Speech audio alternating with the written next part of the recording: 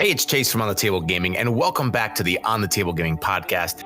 In this week, we'll be talking about the upcoming 2021 updates to A Song of Ice and Fire, the miniatures game. Special thanks to all of our Patreon supporters who make this podcast possible. Today, we're joined by CMON game designer Michael Shinall and lead game developer Fabio Cury as we talk about the Watchers on the Wall, the Guardians of the Realms of Men, the Night's Watch.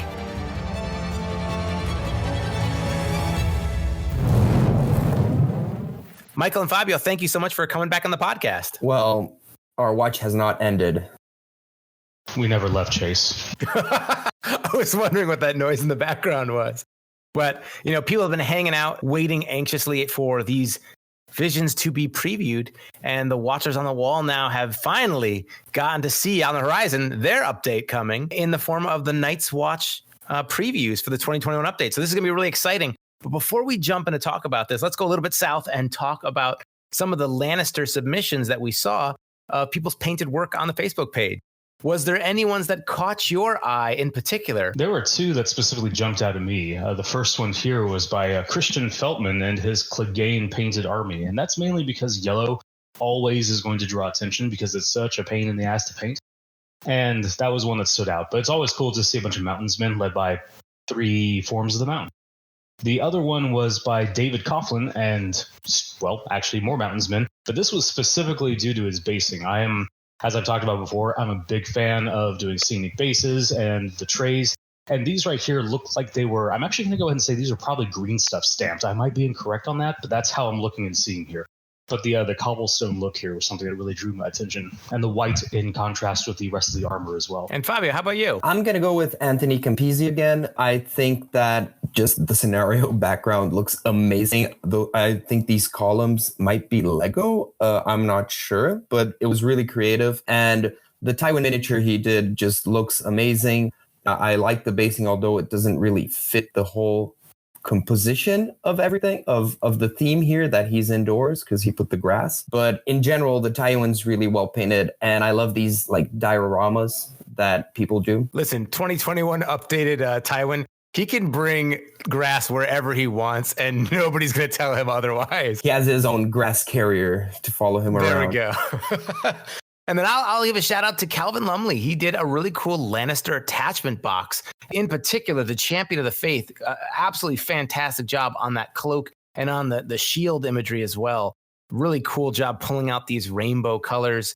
And, all of them looked just fantastic. And with that being said, I think we can turn our gaze back to the wall to talk about the final previews here for the Night's Watch. Man, it's been a long time coming for these guys. They've been patiently waiting, and there's a lot of good stuff here to unpack. So for those that maybe are tuning in for the first time or really just tuning in for their Night's Watch piece, let's just quickly touch on some of the wider changes that are happening in the update. And we kind of noticed that with the changes to their tactics cards, that the tactics cards aren't heavily focused on one specific zone. In fact, the tactics cards don't reference zones at all. We also noticed with the neutrals and the Targaryens that their decks, as opposed to the rest, focused on one zone in particular on tactics board. Can you maybe speak to the larger idea behind the Night's Watch and maybe Targaryen and neutral, how they sort of changed their focus on the tactics board and how that bears out with their tactics cards? By design, each faction, as a rule of thumb, has 2 zones that they focus on. And this is based on the faction's theme, right, and their flavor in general.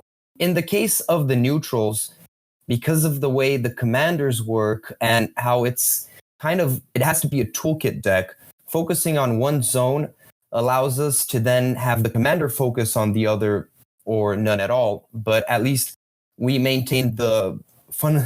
This is funny, but we maintain the vanilla flavor of it, right? And that's really important in the neutrals. That's part of what makes them neutral is their commander and the unit types are what really changes flavor and sub-theme. In the Targaryens, this kind of also happened with the new Targaryen commanders and their swapping cards. So they come with 4 cards each, and they can each focus on their own tactic zone, if any, that fits their flavor as well. So this gave us a lot of, let's say, design space on these 2 decks. In the case of the Night's Watch, right, that's a deeper problem because in the beginning we thought, well, the Night's Watch should have something related to each tactic zone, right? Because they're not focused in one specific tactic zone. And that started creating a problem where they had to spread their NCUs too thin, and they weren't able to get the most out of their cards all the time. We believe that by removing the tactic zones from the cards, this also shows their, I wouldn't say disregard, but equal care to each zone. So now the zones actually are just useful as they are, right? And the Night's Watch is not dependent on controlling these zones. That was essentially how you kind of came up with the initial perception, I guess I'm going to say this, of the Night's Watch when we first made them and everything. They were spread across all 5 zones. And that was basically to represent their adaptability of they're not tied to a specific zone, so they can gain bonuses just for taking any zone. So, like, they can play their own game, not so much worry about what the opponent has. The thing is, what that really kind of morphed into when it comes to both the play style and also player perception was that instead of having freedom to like work around the zones, it actually more so made them locked into needing specific zones at a specific time. So it actually kind of, in the long term, had the opposite effect of what we wanted. Instead of giving them a fundamental freedom to kind of play as they wanted across the tactics board, including kind of ignoring it entirely, it actually made them more zone dependent than most other factions, because now they needed to, get specific zones to gain bonuses. Part of that was like the actual design, the way that turned out, and that was an unintentional side effect. And part of that is also like perception, where people are always going to view something that is a requirement as a negative without the other way around is like, okay, they've got the freedom to take any. And I understand that. Like, that's just how, things come up. That's why, if anything has a negative associated with it, you always have to heavily look at that, because that negative is always going to be viewed way heavier than any bonus. Like you've seen like in previous ones, like with Joffrey and everything, where Joffrey, if you look at tournament reports and data and things back when we had like, in-person events, Joffrey was actually ranked one of the highest Lannister commanders. But you had so many people that just refused to play him because he had any negatives associated with him. That's kind of something here along the Night's Watch as well, was that when you look at the tactics zones, they have the case of their tactics cards are gaining additional benefits in the fact that they can permanently equip to units. That is a straight up just benefit compared to a lot of other tactics cards, but based on a situational bonus of controlling a zone. Well, because people are looking at that as like, this is the integral part of Night's Watch, they're not really viewing that so much as a bonus as it was a restriction. And, that was creating kind of a negative mental and play experience for people. So we decided to just go that in the opposite direction here and just remove those zone requirements entirely. And now they're getting back to the original fundamental, like, kind of direction that we wanted to go, where they're not so much tied into a specific zone or the tactics board in general. They just do their own thing. And if that's an element that they want to exploit or utilize, they can with a lot of freedom, because they can just do whatever they want there now. And that makes sense.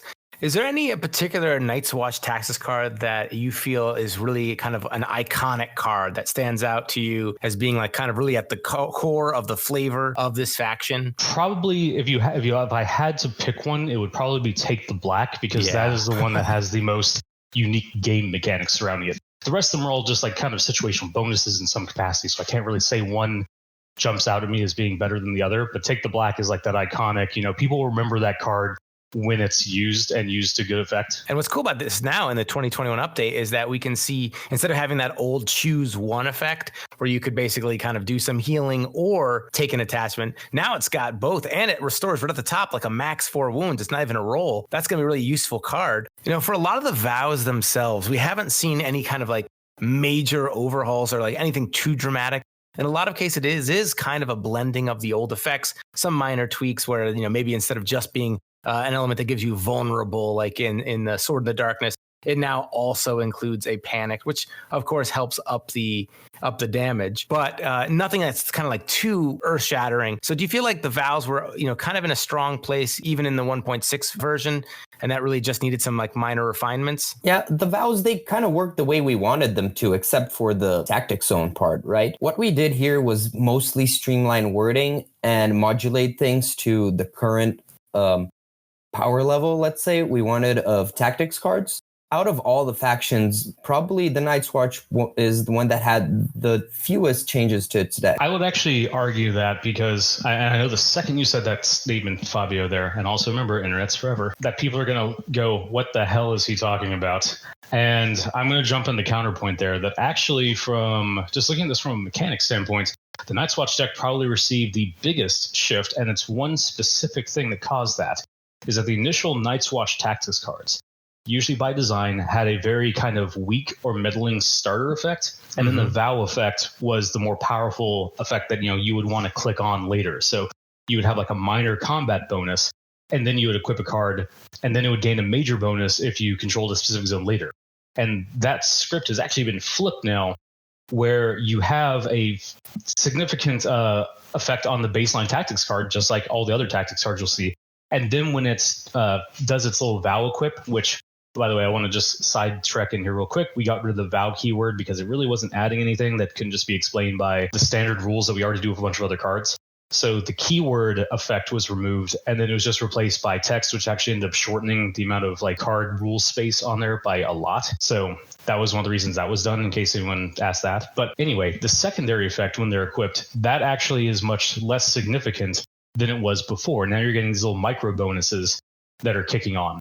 But the biggest trade-off there is that you can stack these things up, which plays in part to the whole elite nature of the Night's Watch. So as the game goes on and you fulfill these other triggers for tactics cards and everything, your one unit can just start really snowballing and become just a powerhouse. Yeah, just to be clear, different cards stack, right? Cards with the same name still don't stack. That's, again, same baseline rulebook. Effects and abilities of the same name do not stack. So the light that brings the dawn does not stack with light that brings the dawn. You either have the effect or you do not. You save that one new player who started off being like, man, these guys are really good. I mean, people are that's going to be a common thing that comes up, I'm sure, but the baseline rulebook covers this. So, and so losing that kind of Vow specific terminology, does that mean that there will not be keywords like uninitiated anymore, where it was like this unit cannot attach vows? That doesn't remove that. That removes that specific wording. Okay, so the concept could still work. Gotcha. Yes. Oh, that is good to know. Interesting. And we see that you can't attach these to neutral units, for example. So that kind of still fits in with that flavor piece there. Yeah, that's one other thing that I think that people have overlooked here as well. And I remember this actually came up when we showcased the some of the tactics cards initially, is that specific wording really does matter. And it says here, like, all these cards have to specifically target a Night's Watch unit. Neutrals are not Night's Watch units. That wording is there for a reason. So that's something else I feel will be overlooked. But again, just got to read the card, man. Makes sense. And let's take a look at some of these basic units. Now, I've got fond memories of, I think it was at PAX Unplugged when I first got to see the Night's Watch starter boxes, and they had them out doing like demo games, and we all kind of gathered around. And, when there was actually a tournament there that was being run as well, where you would have pre-made armies that you could jump in with. And so people got a chance to kind of play in another format a little bit more competitively, but, kind of testing your luck with, the new Night's Watch lists and things like that. And Sworn Brothers were so scary, and all the stuff was like all new and didn't know how to fight against it. And so it's really cool to kind of see now, how far things have changed or haven't changed. And, I think back to the Sworn Brothers as being such a versatile unit. And in the 2021 update now, we see they get some changes here. So now we're seeing an order added on, this martial training order. When this unit is performing a melee attack before rolling attack dice, they may re-roll any attack dice, and the defender becomes vulnerable. And they still have their sundering, but no critical blow. That being said, being able to re-roll and having vulnerable, that's pretty potent. What was the thought behind adding this as an order onto the unit? By limiting it to an order, that means we can control, obviously, how many times this effect is used, while giving them the re-rolls as a melee attack order really helps them get into the nitty-gritty of things. I think this compensates for the removal of critical blow. Actually, I think it's even better. But the Sworn Brothers now, they are, I wouldn't say refocused, but just hammered in better into their role as an offensive but still all-rounder piece, right? With the 4+, 5+ defense and morale stats, they can still hold up pretty well, but they are going to need that extra help, right? If they're left by themselves, they can get hurt. And they have a very strong offensive theme, once again, through the martial training and sundering. That was one of the main principles here, is when you're looking at the Night's Watch unit, just like touched upon in the article, was basically just focusing each of the Night's Watch units. They have a specific role in the army they are taking. This is what they are good at. The Sworn Brothers here are your example of dealing damage and cutting through armor. That is their role on the battlefield. And that is everything that they have on their effects. The 3+ to hit, Sundering, Martial Training to give out vulnerable and rerolling attack dice. That is their role, is these are your damage dealers. They don't have any defensive capabilities. They don't have any morale tricks. They don't have mobility, but they do damage. And that's basically the theme of most of the units we're looking at, is like they fit into a specific, this is what these guys' role is in your army. And they also got an increase to their morale. And we see that across all the units that were previewed here, is that 5+ is kind of the new normal, you might say, for these Night's Watch troops. So it just seems like they've been out there on the wall, and their morale's pretty high right now. They're feeling pretty good. Yeah, once you've seen the things they've seen, right, you don't back down that easily. Exactly. And speaking of people seeing things, we got these Rangers, and this Rangers are kind of a sub theme in the Night's Watch faction. And we've got the Ranger trackers. Now they're up to 7 points. So we saw them get a little bit of an increase in points here. They still have their order marked target, their cavalry, and they've got Pathfinder, which allows them to ignore the dangerous, hindering, and rough keywords, increasing in points, paying the price for their high mobility here. And they've also got, pretty elite stats. The 7 points here come not only because of cavalry, of course, and once again, the very, very high offensive stats on the recurve bow. Well, the short sword can still do something, but the recurve bow is really what you're paying your points for. And then Mark Target is just an amazing ability because it works on them, right? Of course, and since you don't get the charge rerolls with the bow, the vulnerable really comes in handy. And Pathfinder is also something that on cavalry is really nasty, right? Because that means you cannot use the terrain to hinder them to your advantage. And they are going to get where they want to go. Yeah, I mean, this is a total harassment piece here and a support piece. Mark Target, is going to throw out vulnerable whenever you need it on most of your units. Again, you've got some baseline synergies in there with Sworn Brothers if you give them extra attacks, but this is helping out your other units. But otherwise, these guys just go and they harass the enemy because, they can just get around and do that. In a lot of ways, their role really hasn't changed that much. No, they already filled their role, right? They already filled their role pretty well. This was, once again, just more of a keeping in line with the changes. And speaking of changes, I think the most interesting out of all of these changes are the changes to the veterans of the watch. So we see them go from being 8 points in 1.6 to now being 7 points. So the same point level as the Sworn Brothers, but we see them in a really different role. And so, Michael, you had already spoken a little bit about that earlier, about how, you envision the Night's Watch having these pieces that fit in a role when you were talking about the Sworn Brothers. How do we see the veterans of the watch filling their role, and maybe talk about the decision to make them be on par with the other units that we see? This is going to get slightly spoilery. Neat. So the previous role of the veterans, they were your defensive and kind of tank unit. They were your objective holders, and they can still do that really well, but they are not the defensive unit of the Night's Watch, which will actually be coming out later. But their role was shifted to more so as one of going and tying up threats. So these guys are kind of your counter to the other big scary units that your opponent might be fielding. So let's say you're up against something like Stag Knights or, some Warrior Sons or some other just big, oh crap, this is a big expensive hyper unit here. What am I going to do about it? That's where you're going to send in your veterans to watch, because they have a decent defensive profile with a 4+, 5+. They've got the Agile, which is going to be a -1 to hit, which is really going to help them out. They've got Counterstrike to deal some passive damage, which is also going to help them bypass a lot of effects that some of these units might have as far as blocking damage goes. Like, just to talk about Stag Knights, since I brought those up, you have Counterstrike here, which is going to be causing hits for each of the misses that's generated. That's going to help you, for example, bypass their resilience. And then these guys here have, good stats on their dual weapons. It's a 7.65 profile. That's a 3+. It doesn't have anything flashy about it, but that exists. And also when you get to talking about the attachments that you can take, this is a very versatile unit. But essentially the role of the veterans here is your anti-unit. These guys are the ones that you see a big threat across the battlefield that you're like, okay, that's going to be a problem for me, and probably the biggest problem I'm going to experience this game. I'm going to send the veterans after it. That's their new role. So, previously they did have that dynamic shift where they were defensive units and they were, the ones you want to go and park on objectives. They can still do that, but not really any better than some of the other units. And again, they're not the defensive focused unit of the watch, which, we can talk about sometime in the future. But that's their new role. That's really interesting. I think it definitely fits in with that theme, though, right? These are the maybe you historical listeners out there, like the Roman triarii, like these are the elite people that know what they're doing. You throw them in there when you like really need that line to hold. And, blocking those hits with their agility, that seems really cool. I know it's always challenging when there's like several units at the same point level, because then people are going to have personal preferences. And there's always concern like, does one rise above the others? But in here, I think with the three we see, Sworn Brothers, Ranger Trackers, Veterans of the Watch, and we'll talk about the Builder Crossbowmen in a second, like each of them performs such a different role in your army composition. It really shakes up list building. I think that's going to be maybe the most exciting thing, is like trying to figure out how all these pieces now fit in.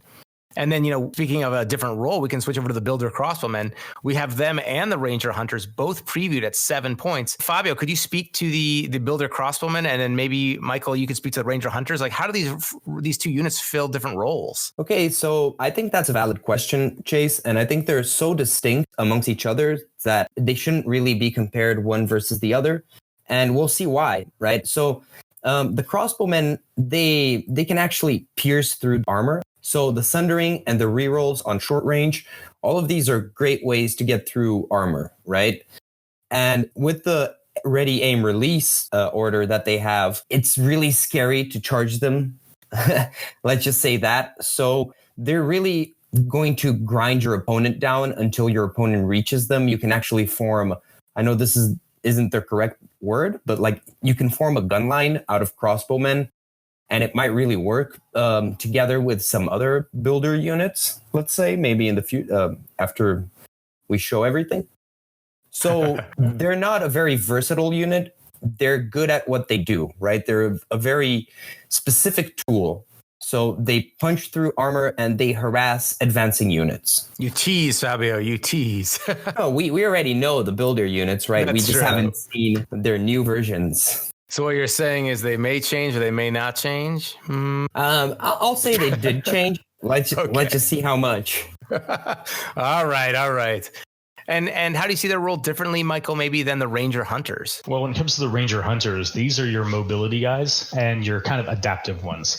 Whereas going back to the veterans, those are the ones that you would go and just, plug into taking out big threats. Your Ranger Hunters, probably more than any other of the available options, are your most versatile. As you can see, they've got good ranged options. They've got good melee options. They have swift strikes, so they can get in there, hit something, and retreat back. They've got quick fire.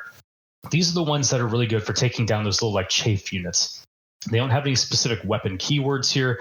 They are really going to devastate anything on just the raw amount of damage that they can put out. So, again, comparing them to Sworn Brothers. Sworn Brothers are good for punching through armor. If you've got a 3+ save or something like that you need to get through, the Sworn Brothers with their great swords are good for taking them down.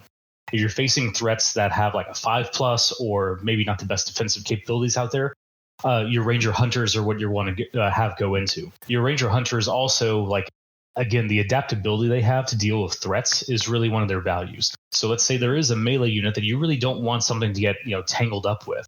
Well, the Hunters can help you bypass that. If you have a unit that's a range unit that's going to potentially cause some problems, the Hunters have the speed to get up there and really get in there. I see that the Ranger Hunters, if you don't want anything to have hyper focus, they're going to be one of the options you want to go to. And I really like them as a command bunker. And again, that depends on which commander you're taking, but that's one of my favorite options to put in there because they can just get around the battlefield and do what they need to. And I feel that really with clever play along the vows that you're putting out there, that the Hunters can, throughout the game, they can kind of be morphed into your problem-solving unit. Like if you need, if you need something in your toolkit that you haven't built into your list via unit, the Ranger Hunters can kind of fill that gap as the game goes on. Do you anticipate seeing more combined arm lists where we see a lot more diversity of units in Night's Watch factions? Or do you think this is all speculation, but or do you think you'll see more themed, I'm going to go more Ranger units or, stick with plenty of Sworn Brothers? I think that entirely depends on the commander that you are choosing on how you're going to build your list. Well, that's a perfect segue there. Let's talk about these Night's Watch commanders.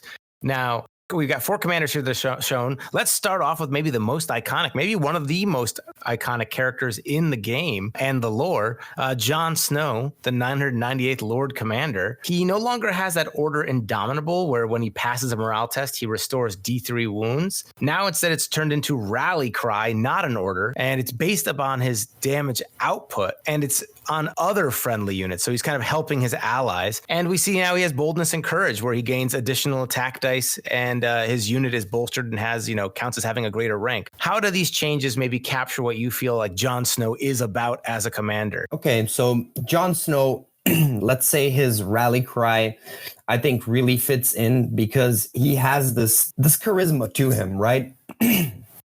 So he really was able to rally people and to a certain extent unite the Night's Watch and the Free Folk, which were sworn enemies for ages. So I do believe that this is a fitting effect for him. And it also fits the Jon Snow theme of healing, of not dying, let's say. I'd also say that Boldness and Courage is a very strong ability that we sprinkled around like cautiously in attachments. So that really shows his military training, his leadership skills, and honestly, giving +1 rank for attack dice in Night's Watch is really, really scary, right? It helps a lot because it keeps them working at the 2nd rank as well. So Jon Snow is your support commander. Like a lot of his effects that you're going to see across his cards are going to be about just rallying, gaining additional benefits for your guys for when they're kind of down and keeping you in the fight when your guys start getting down. And you're kind of your bolster commander. So that's why he has Boldness and Courage to buff his own units. He's got Rally Cry to buff other units, and his tactics cards are all kind of based around that effect of giving you, bonuses when the chips are down, and just giving you these little situational bonuses across your units, when you need them. So he's kind of like your support commander if you really want to like typecast someone into like that play style. Absolutely. We got a lot of commanders to cover. So, let's actually also talk about Alliser Thorn here. How do we see Alliser Thorn kind of being re-envisioned in the 2021 update here? I have a certain affinity for Alliser Thorn, and the fact that even now, as we were just talking about them, I for some reason cannot ever stop saying Alliser Thorn. And yep. I remember he created an issue for me when we did the initial watch because I typoed every single one of his cards as Alliser Thorn. And I still do that. But actually, as far as the character goes, I mean, it's fine. He doesn't fit that old grizzled guy dynamic that apparently I just really like playing. Donal Noye, I think is, if I had to rank my 3 top favorite Night's Watch characters, it would actually be Donal Noye, just because of the cool stuff he does in the books, which I guess I won't go into the spoilers there. But he's a one-armed blacksmith, so I mean, how can you dislike him? Eddard Tollett, which I think is just he's almost overdone with how much people like him. But I think that he is probably the most, outside of Jon Snow, because you got your pretty boy plot armor, that he might be the fan favorite Night's Watch character, which he'll definitely be showing up sometime in the future. Not saying when, but he'll definitely be showing up. And then number 1 for me though is going to be Jorah Mormont, just because I mean, come on, he's really cool. He's just again fitting that stereotype of those type of guys I like, of just the old grizzled. He's the old grizzled guy amongst the old grizzled guys. That's true. He's like the next level, the next tier of that. Yeah, he's your your Super Saiyan form. But talking about Alliser Thorn's play style, he's one of the rare sources of panic and kind of morale manipulation within the watch. That's not something they specialize in, and so you're having to get that via his commander here, and you're getting that via Vicious, via Prey on Fear, and then his cards here, which are more about debuffing the enemy and causing that kind of panic and morale damage. So you have Price of Failure, which we've shown before. You get to do auto hits for the sake of hurting your own guys. Seeing Their Flaws and Pathetic Attempt are both based around punishing the enemy for basically being worse than you. And this is the play style that he previously had. Again, this is just kind of a refocusing here. But very specifically to his character version here and his attachment version, he's one of the only sources of morale and panic damage that exists across the entirety of the watch. So if that's the type of thing that you want to play, and you're up against an army that's particularly weak against that, like say Lannisters or Free Folk, then this is one of the commanders that you might want to take for that. Well, how about this, Fabio? Can you give us a hand with Donald Noye then, defender of Castle Black? How does he kind of help continue this idea of the defensive commander? And secondly, when we see the tactic zone elements on the commanders, are we going to see the Night's Watch then has their vows aren't as focused on the tactics board? Is that all shifted to the commanders as well then? Okay, so I'll start with the shifting to the commanders. I think that's a more broad question. And not all commanders are going to have necessarily tactic zones that are really tied to them. It really depends. In the case of improved armaments, this ability needs a zone for you to control for it to be balanced and even flavorful, I'd say, but mostly balanced. So we believe that his full just defensive capability was a little much, and stacking that with all the Night's Watch defensive effects in general was a little overwhelming. So with Set for Charge, this is a really strong defensive ability, and we noticed that players also perceive this as a strong ability. So we thought that placing this here would make sense. And at the same time, the improved armaments show that he's the master blacksmith, right? And he's bringing his secret stash into the game, right? That's kind of the idea we wanted to pass there. Yeah, as Fabio said, he is the master blaster and he controls Bardstown, so that's why he gains all these bonuses. And then finally, we've got Othell Yarwyck, the first builder, and he gives out an actual affiliation. This unit is a builder unit. So additionally to that, he's also hardened. So each time that enemy performs an attack on the unit, they get to block an additional hit, increasing by the number of ranks that the unit has. And he's also got Spotter. When attacking enemies in long range of this unit, friendly war machines may reroll any attack dice. How does he really stand apart, distinct from the other commanders here? We see that he still has his builder command cards that we don't know yet. But how does he stand maybe apart from the other commanders here? I think one of the biggest things that you overlooked is that he is a former NCU commander that is now on the battlefield, ready to rock. As we spoke about before, NCU commanders were removed and their versions got switched to being on-field commanders, which Othell here had a attachment version before they gave Spotter, and now his NCU commander has just become a field commander with a additional focus on the builder trait and synergies with those units. So the war machines, the builder crossbowmen, as you see, he can give affinity to a unit and turn them into a builder unit as well. But his whole thing is about offensive combat buffs, and actually with a rapid construction there, some terrain manipulation, which you've seen as a theme there as well with the senior builder attachment from the attachment box. So that kind of becomes a core part of like the builder identity then, which kind of makes sense. To be able to build and manipulate the battlefield as they see fit. Shaping the battlefield to their raw will. Yes.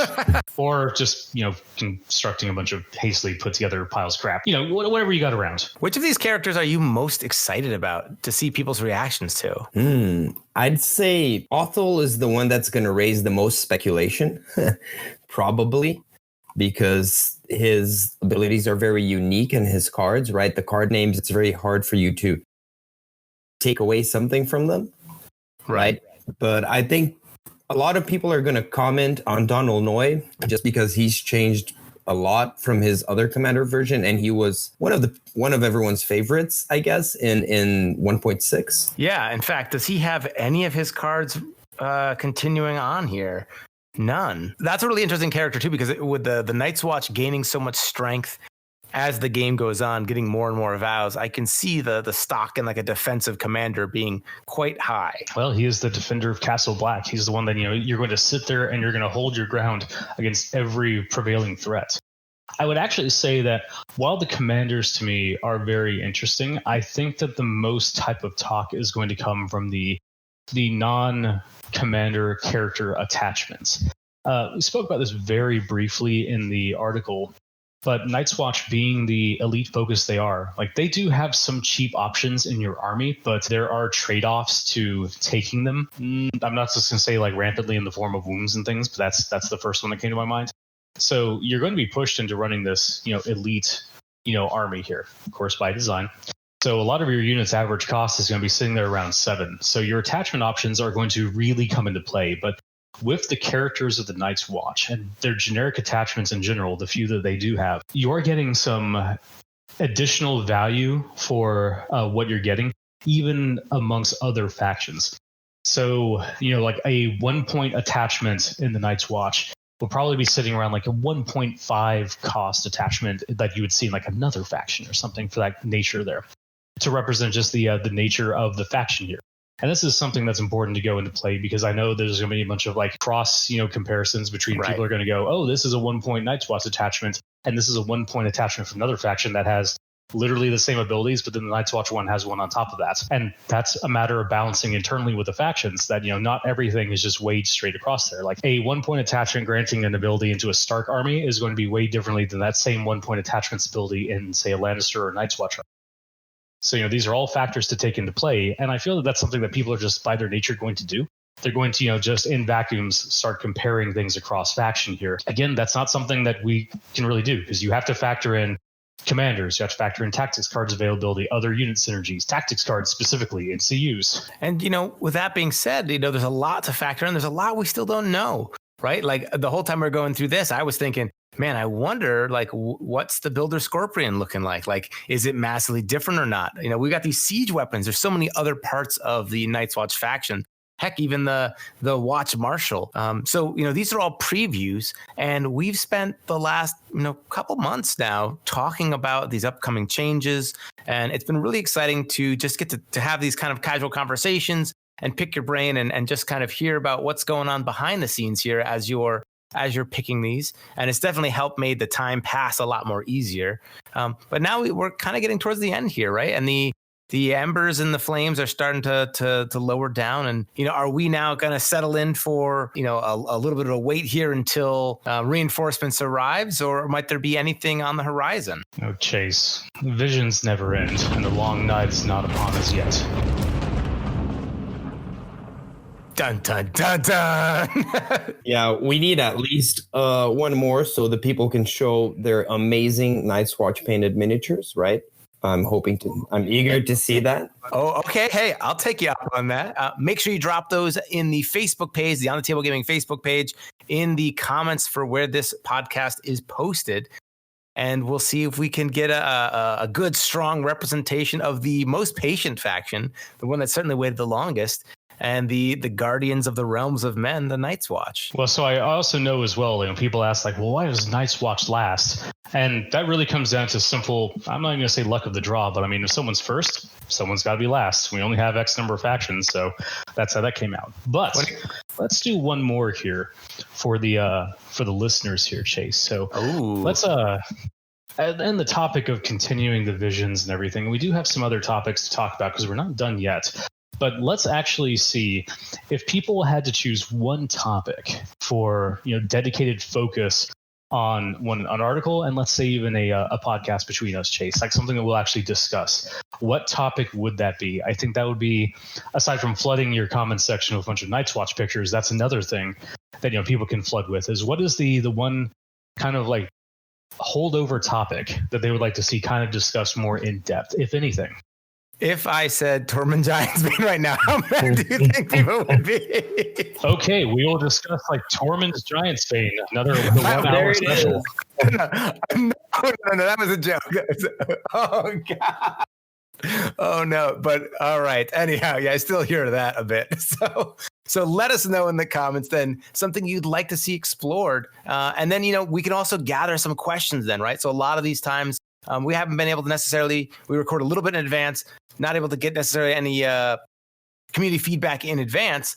But let us know some of the topics and questions you might have, and we'll gather them up for something to discuss. And Michael, Fabio, thank you so much for coming on here. I know it's been 2020 has been, and now into 2021, has been just a crazy year. And I know I can speak for the community when I say we really do appreciate all the hard work that you've been doing.